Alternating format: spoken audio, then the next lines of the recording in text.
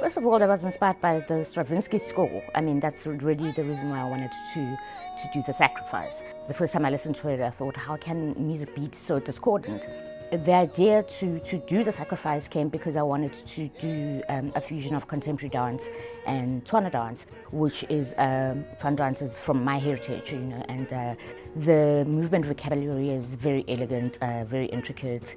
It's inspired by little animals, little fast animals, but the major one being the meerkat. I spent a month with the Tswana dance teacher just learning. It's very rhythmical, very much so like the Stravinsky score, very complex rhythms, which was very hard for the dancers because, I mean, none of us had ever done it before, but we had an amazing teacher and it was really great. So Tswana dance comes from Botswana, but mostly it's done by the Khoisan in Namibia. I mean, that's where it stems from.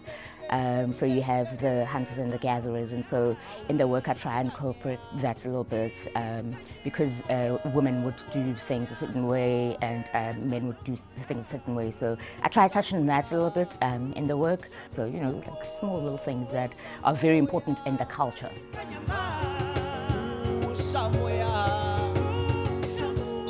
One of our mentors, when he was giving us notes, he said we must think of the work as being from Mother Earth to community and then to the universe. So every time you do a movement, you need to know where you're sending it to. So you're not just idly moving.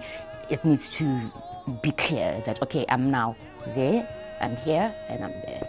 If you had seen Zulu dance and then you see Tswana dance, you'd see very distinctly that Tswana dance is very up and it's light. So you're light on your feet, but you're still doing very, very fast rhythms. And I think that the reason why it's easier to go faster is because you have to be light on your feet. So I always say to the dancers, you can't have your weight go into the ground. You know, it has to go up, and you have to make it look as if you're walking, basically.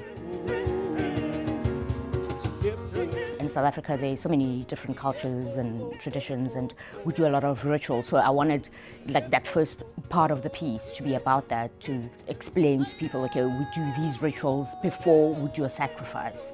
In a lot of the cultures in South Africa, they will slaughter an animal, and then that is an offering to the ancestors. In the rite of spring, I mean, the maiden dances herself to death, but I wanted something completely different. I wanted the sacrifice to kind of be something beautiful. I wanted people to look at it from the point of view of the maiden, which is where the narrative comes in, because the narrative is very thin in the rite of spring. So I had to try and figure out, okay, how do we not just make it about dance and then the chosen one, you know? How do we incorporate the rituals, and how do we follow the maiden through the journey of her then getting to the point where she's being sacrificed, because it involves the community.